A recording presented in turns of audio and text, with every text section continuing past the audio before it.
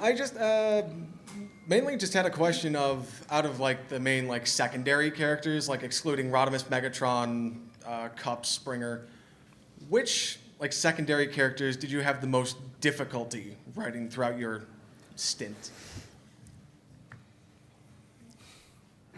I think I had difficulty nailing Overlord. It's a peculiar part of his writing process, but yeah, there's the nailing, he calls it. But then once we kind of cracked what his motivations were, he became the easiest to write in some ways because I know now everything about him. I know now how he'd approach it, and he becomes a fun kind of character.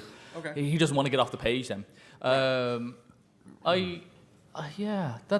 That's one of the ones that I just remember banging my head against the wall, really trying to sort of crack, and James working on that as well. But and it's not to say all the it's all so easy, darling. But I can't think of anything else. But it's because in part, I mean, if you're talking about original characters, that they come into being because you need them to perform a certain function, and you'll tend to reach for an OC when there isn't a pre-existing character with that specialism or that skill.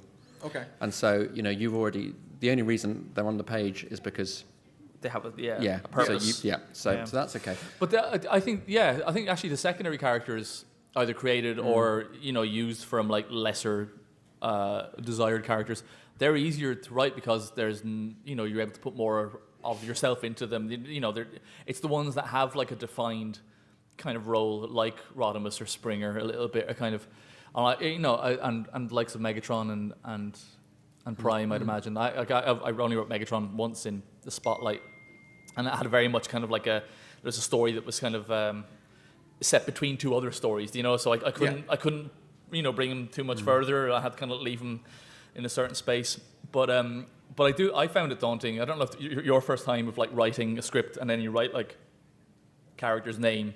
And it's someone like Megatron, you're like, okay, Yeah. But I don't know. I mean, you were so ballsy with your with Chaos Theory. I mean, that was just Prime and Megatron and this is my first solo story, but I'm going to redefine Prime and Megatron. I'm going to leave my mark all over them. It's a fantastic mixture of naivety and arrogance, which that's your Tinder profile. Isn't it? All right, thank you so much, guys.